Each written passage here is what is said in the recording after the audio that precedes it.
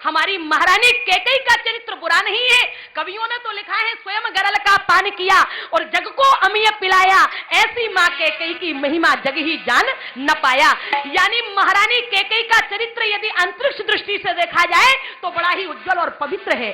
उसने जितना त्याग किया है शायद कोई भारत की नारी करने में सक्षम नहीं हो सकती है। लेकिन यदि बाह्य दृष्टि से देखा जाए तो महारानी कैकेयी को आज तक हमारी समाज ने स्वीकार नहीं किया है।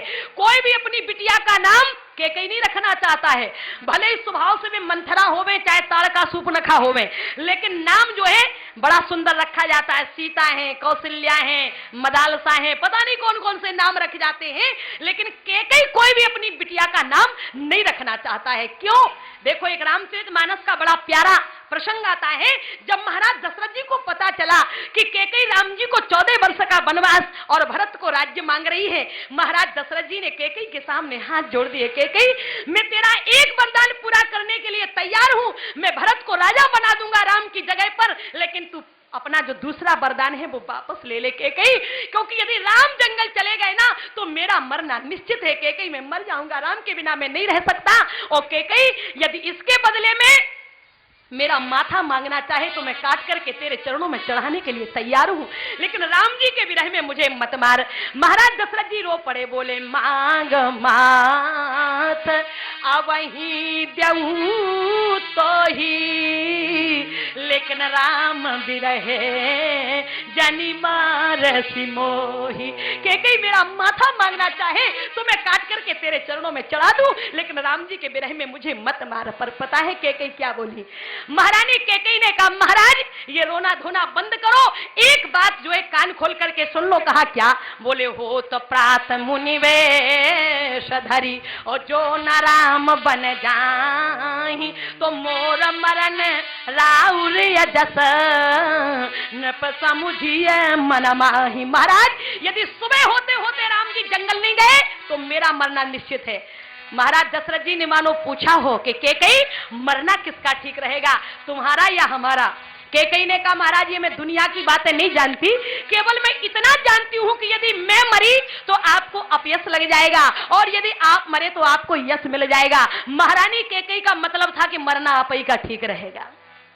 कभी कभी देवियां भूल जाती हैं, कभी कभी देवियां धन में और अपने जो है अभिमान में इतना भूल जाती हैं। माताओं, धन दोबारा मिल जाएगा, पुत्र दोबारा मिल जाएगा, लेकिन पति यदि एक बार चला गया तो ये भाग्य दोबारा नहीं मिलता। इसलिए हमारे यहाँ के जो देवियां हैं ना, इनके लिए जो है क्या कहा गया है, विद्वानों में चर्चा हुई। कहा भारत की नारी में और विदेश की नारी में क्या अंतर है? कहा भारत की नारी मिट्टी की प्याली है और विदेश की नारी चीनी की प्याली। कहा क्या मतलब? चीनी की कीमत ज्यादा होती है, मिट्टी की प्याली की कीमत कम होती है, तो क्या विदेशियों की कीमत ज्यादा है? हमारे भारत के संत ने कहा माताओं ध्यान देना, वहां जो है विदेश की जो महिला है वो चीनी की प्याली की तरह है, कीमत उसकी भले ही ज्यादा हो लेकिन महत्व चीनी की प्याली से भी ज्यादा मिट्टी की प्याली का होता है। क्यों? बोले इसलिए कि चीनी की प्याली में कितनी ही बार चाय पी लो फिर भी वो पवित्रता का ढिंढोरा पीटती रहती है, लेकिन मिट्टी की प्याली की विशेषता ये है कि उसमें जो एक बार चाय पी लेता है तो फिर दोबारा वो टूटना पसंद करती है, दोबारा किसी का संग पाना पसंद नहीं करती है। हमारे भारत की नारी अगर कोई स्पर्श करना चाहता है, बराबरी का है, बहन की दृष्टि से देख सकता है, यदि बड़ा बूढ़ा है बेटी की दृष्टि से देख सकता है, यदि उम्र में छोटा है मां की दृष्टि से देख सकता है, नहीं तो केवल नारी को देखने का उसी को जो है यानी मौका है, उसी को अधिकार है जिसकी वो अंक सायनी है। और जिसने भी हमारे भारत की नारी को कुदृष्टि से देखने का विचार बनाया तो उसे समूल वंश के सहित नष्ट हो जाना पड़ा। ये हमारे भारत की नारियों का चरित्र रहा है। हमारा जो देश है वो चरित्र प्रधान देश रहा है। मैं आपको बता दूं, आप लोगों ने भी वो इतिहास पढ़ा होगा और आप जानते होंगे, हम भूले नहीं है वो इतिहास। हमारे यहाँ कैसी कैसी देवियों ने अवतार लिया है और जन्म लिया है। जिस समय अलाउद्दीन खिलजी ने रानी पद्मावती को पाने का प्रयास किया और जब राजा पराजित हो गया। और अलाउद्दीन खिलजी जिस समय रानी पद्मावती की ओर बढ़ रहा था, रानी पद्मावती ने अपने राजमहल में चिता लगा ली और चिता में बैठ करके आग लगाई और प्रार्थना करने लगी, ए पवन देवता, जब मैं जल करके राख हो जाऊं तो तुम इतनी जोर से बहना, इतनी जोर से बहना कि जो अलाउद्दीन खिलजी मेरे मुखड़े को एक बार देखना चाहता है, मैं प्रार्थना ये करना चाहती हूं पवन देवता, मुखड़े की बात छोड़ो, वो मेरी राख को भी स्पर्श न करने पावे, इतनी दूर हमें उड़ा के ले जाना जिसमें अलाउद्दीन खिलजी का एक शरीर का रोम भी ना हो। ऐसे हमारे यहां पर देवियों ने अवतार लिया है, इसलिए हमारे देश को भारत माता कहा जाता है। किसी भी देश को हम कहते हैं, अमेरिका को तो चाची भी कहने के लिए कोई मानने को तैयार नहीं है, चीन को तो मामी भी कोई कहने के लिए तैयार नहीं है, लेकिन हमारे भारत को माता शब्द से संबोधित क्यों किया जाता है? क्योंकि हमारा देश चरित्र प्रधान देश रहा है, सती प्रधान देश रहा है, यति प्रधान देश रहा है। हमारा देश सदैव से महान रहा है और रहेगा। निवेदन कर रही थी आपके बीच में, नारी का क्या अस्तित्व है। आज महारानी कैकेयी भूल गई। कैकेयी ने कहा, महाराज मैं ये कुछ नहीं जानती कि मरना किसका ठीक रहेगा, मैं तो केवल इतना ही जानती हूं। एक बार तो एक पति पत्नी में झगड़ा हो गया। ऐसा झगड़ा हुआ तो पति जो है बड़ा सीधा साधा था, आया और झगड़ा होने लगा दोनों का। तो उसने कहा कि मैं अगर झूठ बोलूं, अपनी पत्नी से कहा, अगर मैं झूठ बोलूं तो मैं मर जाऊं, मैं अगर झूठ बोलूं तो मैं मर जाऊं। पत्नी बड़ी चालाक थी, उसने कहा कि यदि आप सौगंध खा रहे हैं तो मैं भी सौगंध खा के कहती हूं कि यदि मैंने झूठ बोला हो तो मैं विधवा हो जाऊं, यानी मरने में से दोनों को आप ही को पड़ेगा, मरना आप ही को पड़ेगा। माताओं ध्यान देना, ये हमारा चरित्र नहीं है, ये हमारा जो है कर्तव्य नहीं है। आज देखो महारानी कौशल्या जी ने, इसलिए महारानी कैकेयी को हमारी समाज ने स्वीकार नहीं किया। आज महारानी कौशल्या जी ने विचार किया, यदि पुत्र जंगल चला गया कोई बात नहीं है, लेकिन पति तो रहेगा साथ में, पति की आज्ञा की अविज्ञा न होने पाए, बेटे में कहीं कुसंस्कार पैदा न होने पाए, इसलिए महारानी कौशल्या देखो रोने लगी। गोस्वामी जी महाराज ने लिखा, महारानी कौशल्या की आंख में आंसू। राम जी ने पूछा, माँ फिर आप रो क्यों रही हैं? जब आपने हमें बता दिया कि तुम्हारे लिए अयोध्या यानी जंगल 100 अयोध्या के बराबर होगी, तो फिर आपकी आंख में आंसू क्यों है? महारानी कौशल्या जी ने कहा, बेटा राज देन कहाँ दीन बन, सो न मोहि दुख लेस, और तुम बिन भर तही भूप तही प्रजहि प्रचंड कलेश। महारानी कौशल्या जी ने कहा, बेटा राज देन कहाँ दीन बन, सो न मोहि दुख लेस, लेकिन तुम बिन भर तही भूप तही प्रजहि प्रचंड कलेश। मैं जानती हूं कि तुम्हारे चले जाने के बाद तुम्हारे पिताजी भी हमें सदा के लिए छोड़ करके चले जाएंगे।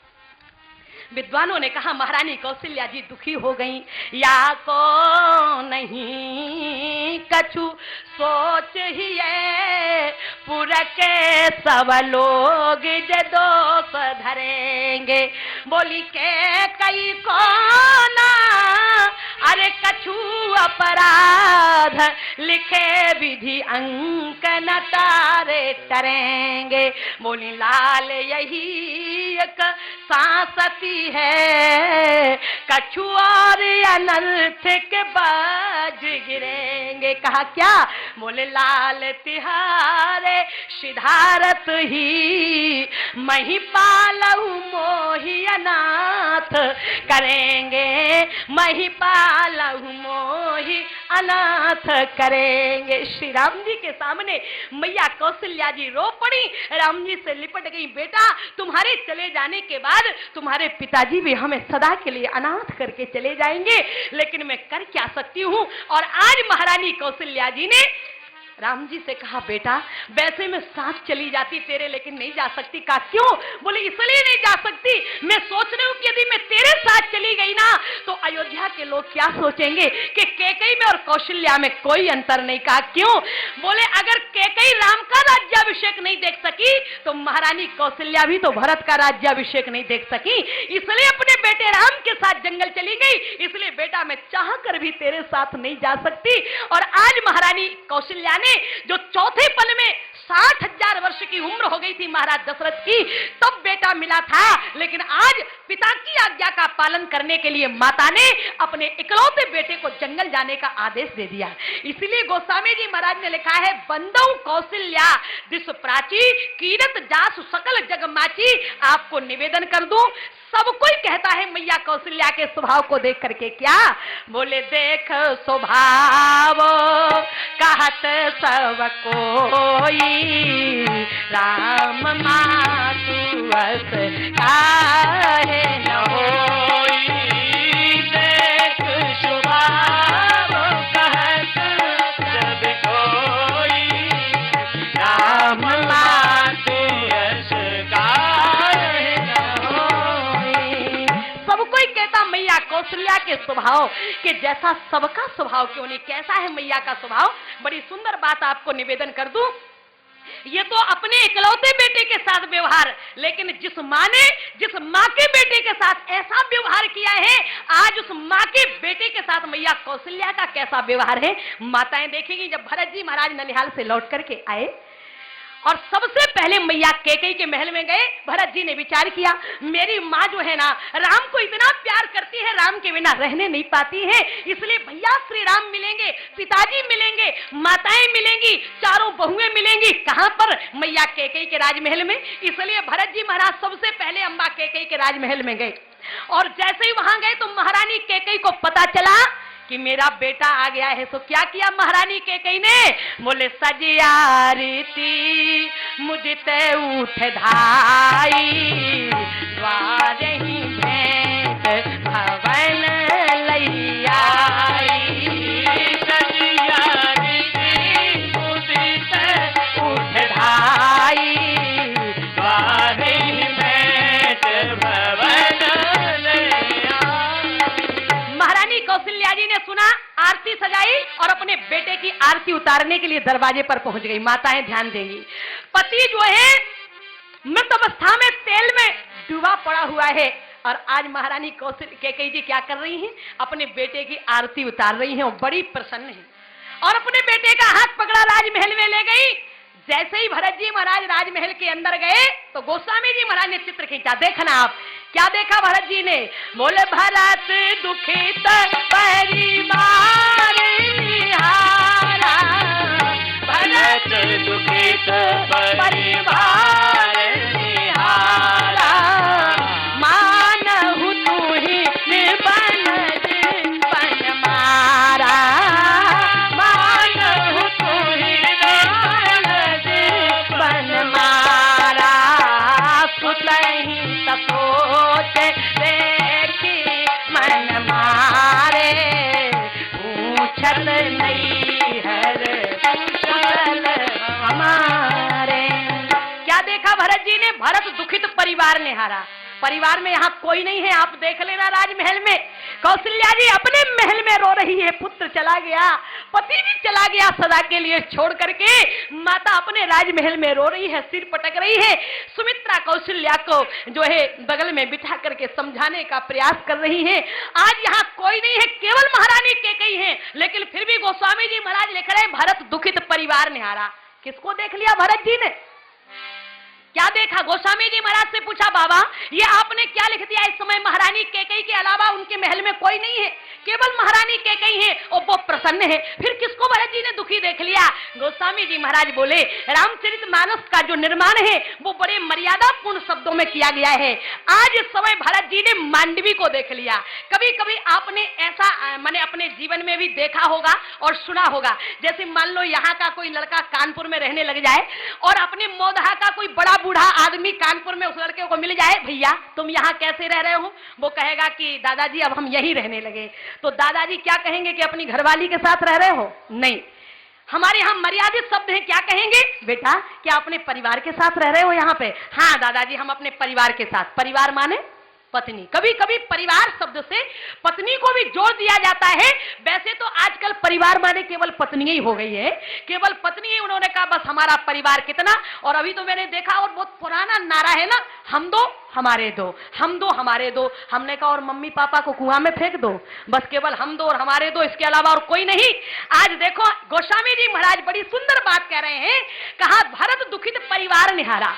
मांडवी के कान में सूचना पड़ी कि हमारे पति देवता आ गए हैं।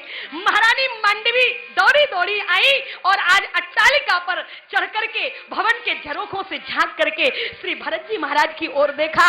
मांडवी का हृदय आज विदीर्ण हो गया, पता नहीं अब क्या होने वाला। अयोध्या में इतना अनर्थ तो हो चुका है कि राम जी जंगल चले गए, भैया लक्ष्मण जंगल चले गए, बड़ी दीदी जंगल चली गई और ससुर जी सदा के लिए छोड़ के चले गए। अब पता नहीं हमारे जो पति देवता आ रहे हैं उनके ऊपर क्या बीतेगी।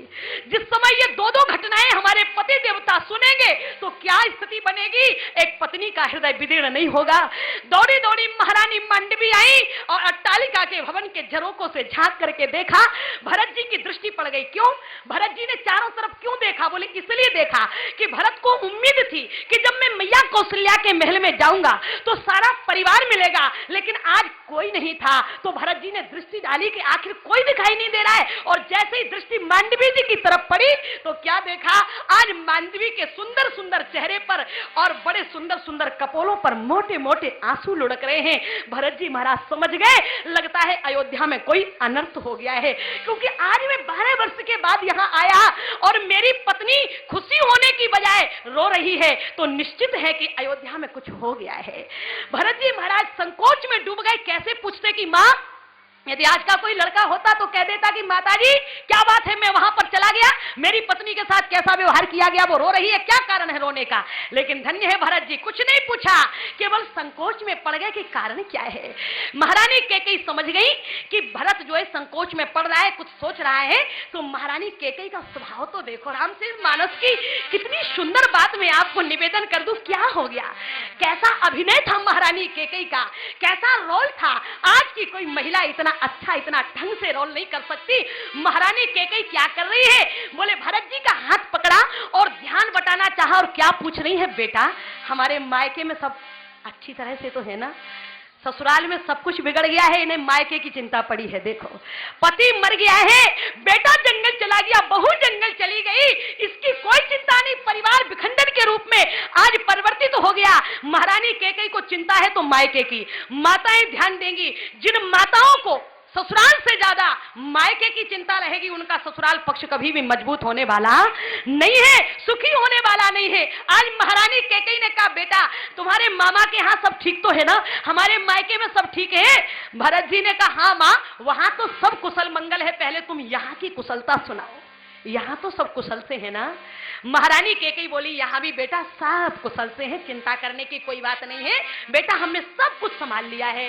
बोली तात बात में सकल समारी, तात बात में सकल समारी, भाई मंथरा सहाय विचारी, भाई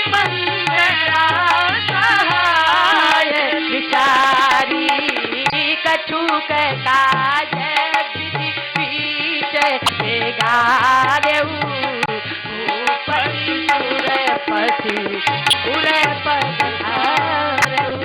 महारानी कैकेयी ने कहा बेटा हमने सब कुछ संभाल लिया है, बस थोड़ा सा बिगड़ गया है। भरत जी ने कहा थोड़ा बिगड़ा है, नारी का सब कुछ तो पति ही होता है।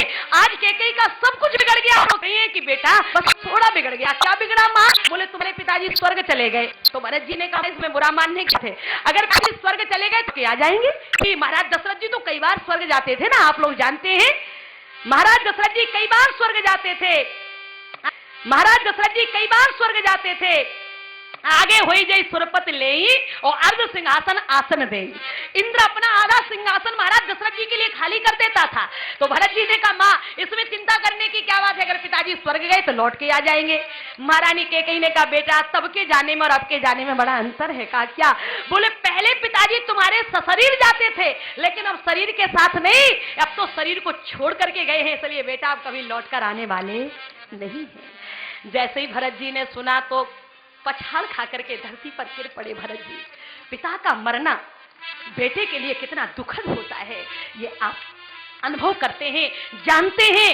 गोस्वामी जी महाराज ने लिखा तात तात हा तात पुकारी पढ़े भूमि कैल व्याकुल हारी तात तात हा तात पुकारी पढ़े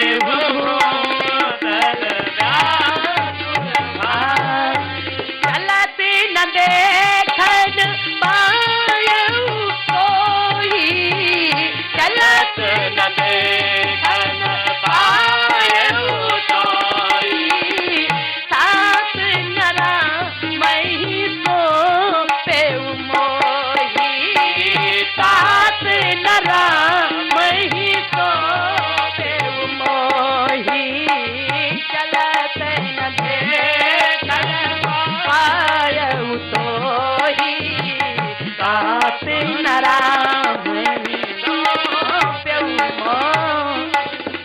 भरत जी महाराज पछाड़ खा करके धरती पर गिर पड़े। पिताजी आपको जाना था तो चले जाते, सबको जाना पड़ता है एक दिन, लेकिन पिताजी कम से कम इस अभागे भरत को तो बुला लेते।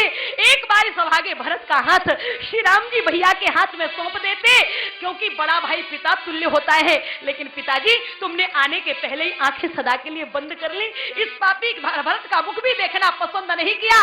भरत जी महाराज रो पड़े, लेकिन फिर उठ करके खड़े हुए। धर धीरज तब उठे संहारी और कहू भी तुम मरण हेतु महतारी। भरत जी को आश्चर्य हुआ, माँ पिताजी के अभी जाने का समय नहीं था, लेकिन इतने जल्दी पिताजी कैसे चले गए, उनके जाने का कारण क्या है।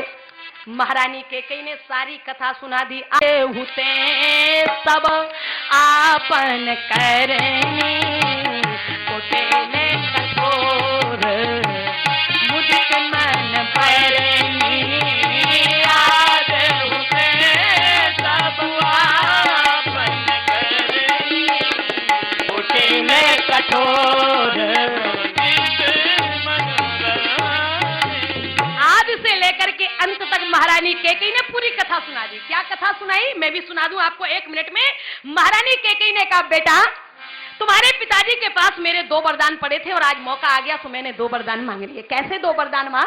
बेटा तू तो नहीं जानता है, एक बार तुम्हारे पिताजी देवासुर संग्राम में जाना चाहते थे, लेकिन उनका सारथी बीमार पड़ गया। और जब वे संध्या की बेला में मेरे पास आए तो मैंने पूछा कि स्वामी आपके चेहरे पर उदासी। महाराज दशरथ जी ने कहा कि कहीं कल मुझे देवासुर संग्राम में जाना है और आज मेरा सारथी बीमार पड़ गया है। महारानी कैकेयी ने कहा, महाराज कल की बात है ना, आज क्यों चिंता कर रहे हो। और जैसे ही प्रातः काल का समय हुआ, महारानी कैकेयी ने अपने सिर पर पगड़ी बांधी और अपने कंधे पर धनुष बांध लेकर के तलवार जो है फेंटा इत्यादि कस करके महारानी कैकेयी ने सारथी का भेष बनाया और सुबह सुबह महाराज दशरथ जी के चरणों में प्रस्तुत हो गई। महाराज दशरथ जी ने देखा तो पहले तो पहचान ही नहीं पाए, बाद में देखा रही कैकेयी ये क्या सुबह सुबह से विनोद करने आ गई हो, क्या बात है, ये क्या तुम्हें विनोद करने की सूझी। महारानी कैकेयी ने कहा, महाराज आज मैं आपकी सारथी बनकर के चलूंगी, आज मैं आपके साथ युद्ध में चलूंगी। महारानी कैकेयी के इन वचनों को सुनकर के महाराज दशरथ जी पुलकायमान हो गए। कैकेयी तुम मेरे साथ चलोगी? हाँ महाराज मैं आज आपकी सारथी बनकर के चलूंगी। माताएं ध्यान देंगी, जब नारी पति के साथ सारथी बनकर के चलती है तो अपने पति के प्राणों को बचा करके सकुशल अपने घर लौटा कर लाती है, लेकिन जब वही नारी सारथी ना बनकर के स्वार्थी हो जाती है तो अपने पति के प्राण लेने में भी संकोच नहीं करती। जब महारानी कैकेयी सारथी बनकर के गई, देवासुर संग्राम में संग्राम हुआ। वर्णन आता है कि युद्ध करते करते महाराज दशरथ जी मूर्छित हो गए और जिस समय महाराज दशरथ जी मूर्छित हुए, महारानी कैकेयी ने घोड़ों की रस्सी दांतों तले दबाकर और घोर संग्राम किया। बड़ी निपुण थी महारानी कैकेयी, अद्वितीय जो है वीरांगना थी। महारानी कैकेयी ने संग्राम किया, युद्ध में विजय मिल गई, महाराज दशरथ जी की जय जयकार होने लगी। महाराज दशरथ जी को पता चला कि आज कैकेयी ने हमें विजय श्री दिलवाई है। कैकेयी मांग लो, क्या मांगना चाहती हो। महारानी कैकेयी ने कहा, महाराज मैं आपकी सारथी हूं, मैं अर्धांगिनी हूं, इसलिए लेना देना कहां से आ गया। दशरथ जी ने कहा, नहीं मैं प्रसन्न हो गया हूं, इसलिए वरदान मांग लो। कैकेयी ने कहा, महाराज मौका लगेगा तो मांग लूंगी। आप सभी लोग कथा जानते हैं, एक बार महाराज दशरथ जी के रथ की धुरी टूट गई थी तो महारानी कैकेयी ने यानी उस कील का सहारा धुरी बन करके अपनी उंगली का सहारा दे करके एक बार फिर महाराज दशरथ जी के प्राण को बचाया था। तो महाराज दशरथ जी ने कहा, कैकेयी तुम्हारा दूसरा वरदान भी तैयार है, मौका लगे तो मांग लेना। कैकेयी ने कहा, महाराज जब जरूरत पड़ेगी तो मांग लूंगी। महारानी कैकेयी ने कहा बेटा यही दो वरदान थे सो हमने तुम्हारे पिताजी से मांग लिए। महाराज दशरथ जी भरत जी ने कहा माँ आपने कौन से वरदान मांगे? महारानी कैकेयी बोली बेटा टीका के बदले में जो विजय श्री दिलवाई थी उसके बदले में टीका मांग लिया। सुना हूँ प्राणपति भावती जी का दे हुए कबर हर टीका। सुना हूँ प्राणपति भावती जी का दे हुए कबर भर दूसर बर माँ गहू कर चोरी कर माने उंगली दूसर बर माँ गहू कर चोरी पूरे बहुला मनो रथ मोरी तापस बेस विशेष उदासी चौदह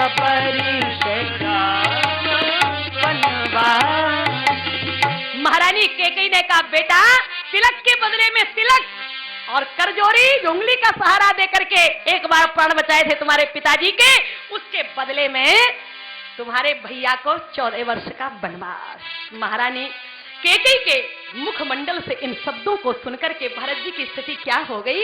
बोले भरत ही बिसरे पितु मरण और सुनत राम बन गौन हे तू अपन बहु जान जिए थकित रहे धरी मौन। मौन हो गए भरत जी थोड़ी देर के लिए। इतना क्रोध उमड़ा, इतना प्रेम उमड़ा श्री राम जी के चरणों में और अपनी माँ के ऊपर इतना क्रोध उमड़ा कि भरत जी थोड़ी देर के लिए मौन हो गए। महारानी कैकेयी लगी समझाने बेटा अब जो कुछ होना था तो हो गया, अब तू चिंता छोड़, मैंने तेरा रास्ता साफ कर दिया है, अब तू राज्य को संभाल। भरत जी को ऐसा लगा जैसे किसी ने पके हुए फोड़े पर आग का अंगार रख दिया। कितनी वेदना हुई। हमारे यहाँ के कवियों ने लिखा भरत जी बोल पड़े हठीली तूने क्या ठानी मन में राम सिया भेज दयरी वन में। हठीली तूने क्या ठानी मन में राम सिया भेज दयरी वन में।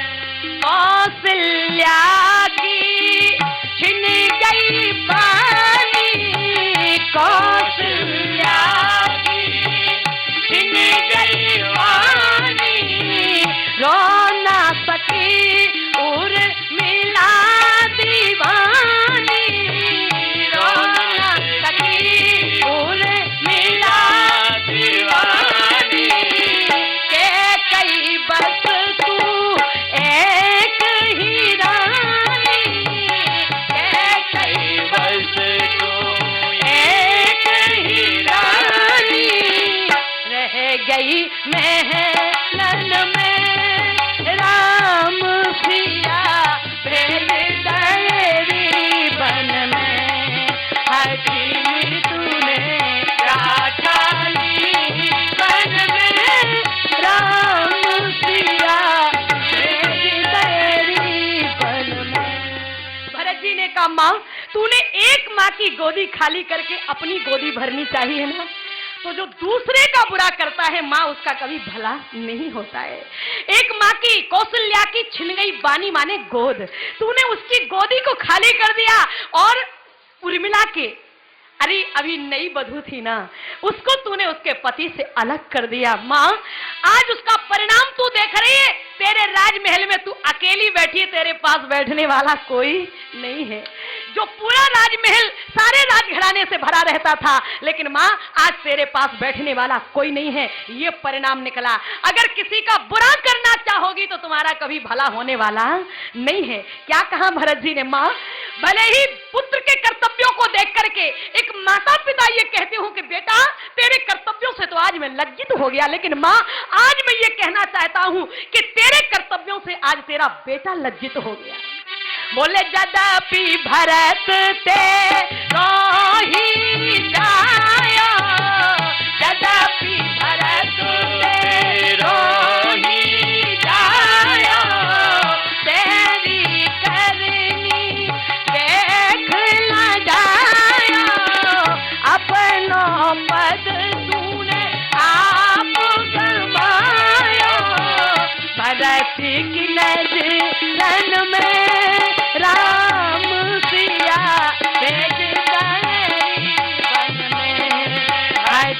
दी तूने क्या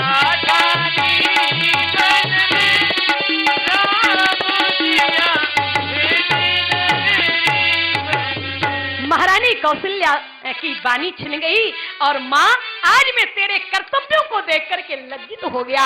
आज से मैं ना तेरा बेटा और ना ही तू मेरी माँ। क्या कह दिया? बोले बर मांगत मन भाई नहीं पीरा, करी न जी है मुख पर नकीरा, रूप प्रतीत और कीमती, मरण काल विधिवत हर लीनी, जो हंस तो हंसी मुँह हंसलाई, आँख ओट उठ बैठ बजाई, आँख ओट उठ बैठ बजाई। महारानी कैकेयी से भरत जी ने कह दिया अब तुम हमारी आंखों से ओझल हो जाओ, हम तुम्हें देखना नहीं चाहते। और आज अपनी माँ का परित्याग करके श्री भरत जी महाराज कहाँ गए? बोले भरत दयानिध दीन छड़ाई और कौशल्या पही गए दो भाई। आज महारानी कौशल्या अपने राजमहल में अपने बेटे और पति के वियोग में बैठी हुई है। माँ बड़ी स्थिति आज गंभीर है। भरत जी महाराज जा तो रहे हैं पर मन में विचार आ गया कहीं ऐसा ना हो मैं जाऊं और माँ मुझे डांट दे, फटकार दे, भरत तू मेरी आंखों के सामने से चला जा, आंखों से ओट हो जा, मैं तुझे देखना नहीं चाहती। अरे तेरी माँ ने मेरे बेटे के साथ कैसा व्यवहार किया है इसलिए तू मेरी आंखों से ओझल हो जा। पर भरत जी महाराज कहते नहीं नहीं, ये तो भरत की माँ कैकेयी का स्वभाव है, ये राम की मैया कौशल्या का ये भाव नहीं हो सकता। हिम्मत बढ़ जाती है तो कदम आगे बढ़ जाते हैं और जैसे ही आगे बढ़ते हैं तो आवाज लगा दी। बोले पति विहीना पूतहीना मातुरी तू है कहाँ, आ गया कुल का वही षड्यंत्रकारी खल यहाँ। जैसे ही भरत जी ने आवाज लगाई माता कौशल्या ने देखा बेटा भरत आ गया है। धन्य है महारानी कौशल्या। गोस्वामी जी महाराज कहते दौड़ पड़ी वो माँ। बोले भरत ही देख माँ तू उठ धाई, भरत ही देख माँ तू उठ धाई, मूर्छित अवन परी छाई, मूर्छित अवन परी छाई, भरत ही देख माँ तू उठ धाई, मूर्छित अवन परी छाई। आज महारानी कौशल्या ने जैसे ही देखा दौड़ पड़ी, लेकिन शरीर में इतनी शक्ति नहीं थी। पति के जाने के बाद, पुत्र के जाने के बाद कौन ऐसी अभागिनी होगी जो कुछ ले पाएगी। इतने दिन से आज कौशल्या ने कुछ लिया नहीं था, तो जैसे ही खड़ी हुई चक्कर आ गया, वसुंधरा पर बेहोश होकर के गिर पड़ी। भरत जी दौड़ पड़े, जाके माँ से लिपट गए। माँ पिताजी ने तो मेरा मुख देखना पसंद नहीं किया, मेरे आने के पहले ही अपनी आंखें सदा के लिए बंद कर ली। पर माँ क्या तुम भी इस पापी भरत का मुख नहीं देखना चाहती? मैया भले ही मेरा मुख ना देखो, लेकिन मैया मेरी एक प्रार्थना है, बस तू जाग करके एक बार इतना अवश्य कह दे। कहा क्या? बोले मुख न देखो माँ मेरा, मुख देखने में पाप है, किंतु कह दो कि तेरे पर हम सभी का श्राप है। माँ बस इतना कह दे कि भरत तू संसार का सबसे बड़ा पापी है, तेरे बराबर दुनिया में और कोई पापी होने वाला नहीं है। माता कौशल्या उठ करके बैठ गई और क्या कर रही है? माता कौशल्या ने भरत को गोद में बिठा लिया। बोले माता भरत गोद बैठा रे, आंसू पोंछ में दू बचन उतारे, माता भरत गोद बैठा रे, आंसू पोंछ में दू बचन उतारे। उठ करके बैठ गई, आंचल से अपने बेटे भरत की आंखों से आंसू पोंछ दिए। बेटा भरत कैसी बातें कर रहा है? तू क्या कह रहा है कि तू संसार का सबसे बड़ा पापी है? माता कौशल्या ने कहा, ओ भरत बेटा, न तुझ में द्वेष की दुर्गंध है, साक्षिणी मैं हूँ, मुझे उस राम की सौगंध है। बोली मिल गया मेरा मुझे तू, राम सचमुच राम है, वो तू ही और तू वही, बस भिन्न केवल नाम है। बोले द्रोह करके के कई क्या हानि मेरी कर गई, और देख ले कोई मेरी गोदी से गोदी भर गई। बोले हो रही संताप से संतृप्त मेरी आत्मा, आज उड़ा दे भानुकुल के निष्कलंकी चंद्रमा। आज महारानी कौशल्या ने छाती से लगा लिया और क्या कर रही हैं? क्या झूठ ही बोल रही हैं? नहीं। गोस्वामी जी महाराज ने लिखा, सरल शोभाय माया ही लाए, अवत हित मनहु राम जयाए, अत हित मनहु राम फिर आए। ऐसा लगा जैसे राम पुनः वापस लौट करके आ गया हो।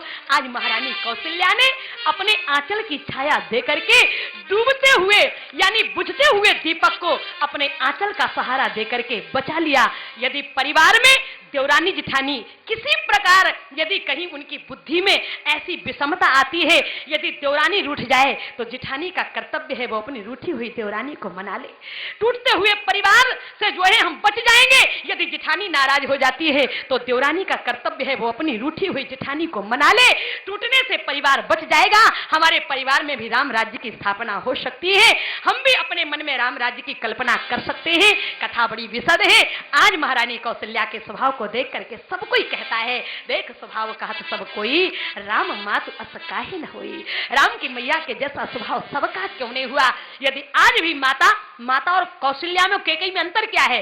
जो अपने बेटे को अपना माने वही कैकेयी है, और जो देवरानी जिठानी के बेटों को भी अपना माने यही कौशल्या है। बस आज भी हम कौशल्या और कैकेयी बन सकते हैं यदि हम अपने परिवार में सामंजस्य बनाए रहेंगे। हमारा भी जीवन आनंदमय होगा, हमारे बच्चों का भी जीवन आनंदमय होगा। महारानी कौशल्या ने जो सड़ा फल था वो अपने बेटे राम को दे दिया, और जो सुंदर फल था वो अपने बेटे भरत को दे दिया। ऐसा यदि भाव अगर देवरानी जिठानी घर में एक साथ रह रही है, अगर जिठानी की मालकी है तो उसका कर्तव्य है कि अपने बेटे और देवरानी के बेटे में किसी प्रकार की कोई विषमता न रखे, तो जीवन धन्य हो जाएगा, कृतकृत्य हो जाएगा। नहीं तो जिठानी मालकिन, देवरानी ने कहा दीदी दूध है क्या? बच्चा रो रहा है। जिठानी बोली दूध कहाँ बचा, दूध तो खत्म हो गया, मेहमान आए हुए थे। और जैसे ही देवरानी अपने कमरे में गई, अपने बच्चे को थपकी दे करके सुला दी, तो जिठानी ने जल्दी से चोरी से अपने पप्पू को बुलाया। पप्पू पप्पू पप्पू आए दौड़े दौड़े, क्या बात है? ले तेरी चाची से छिपा के मैंने दूध रखा था, पी जा जल्दी से मलाई डाल के। और जिन पप्पुओं को जो माताएं चोरी से दूध पिलाएंगी वे पप्पू राम नहीं बनेंगे, स्वामी विवेकानंद नहीं बनेंगे, वे डाकू सुल्ताना बिन लादेन और महाराज ऐसे राक्षस बनकर के तैयार होंगे कि बड़े होने के बाद तुम्हारे लिए चक्कू निकालेंगे। इसलिए ध्यान रखना, हम अपने बच्चों को संपत्ति ना जुटा करके संस्कार देंगे, हमारा जीवन भी धन्य धन्य और कृतकृत्य होगा।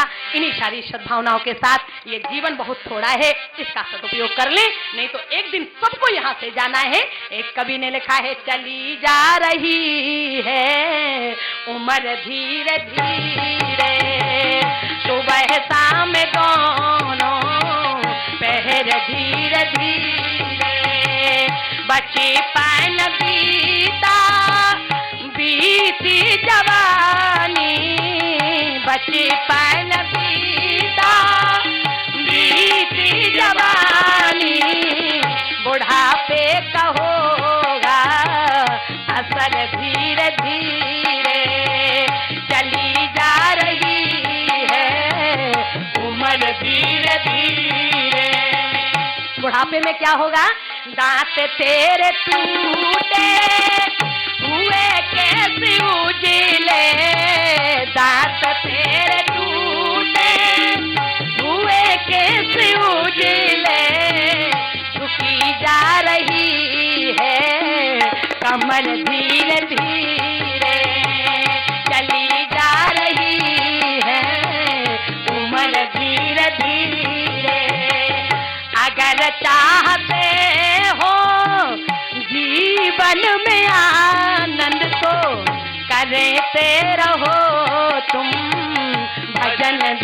धीरे करते रहो तुम भजन धीरे धीरे। अपने जीवन को मंगलमय बनाना है तो भगवान का भजन करते चलें। इन्हीं सारी सद्भावनाओं के साथ वाणी की पुष्पांजलि श्री सीताराम जी के चरणों में समर्पित करते हुए आप सभी के लिए साधुवाद धन्यवाद। माताओं के लिए भी अचल रहे अहिबात तुम्हारा, जब लग गंग जमुन जलधारा। माता के चरणों में प्रार्थना करेंगे, सुफल मनोरथ होई तुम्हारे, राम लखन सुन भये सुखारे। आप सभी को अच्छा दिखाई दे, अच्छा सुनाई दे।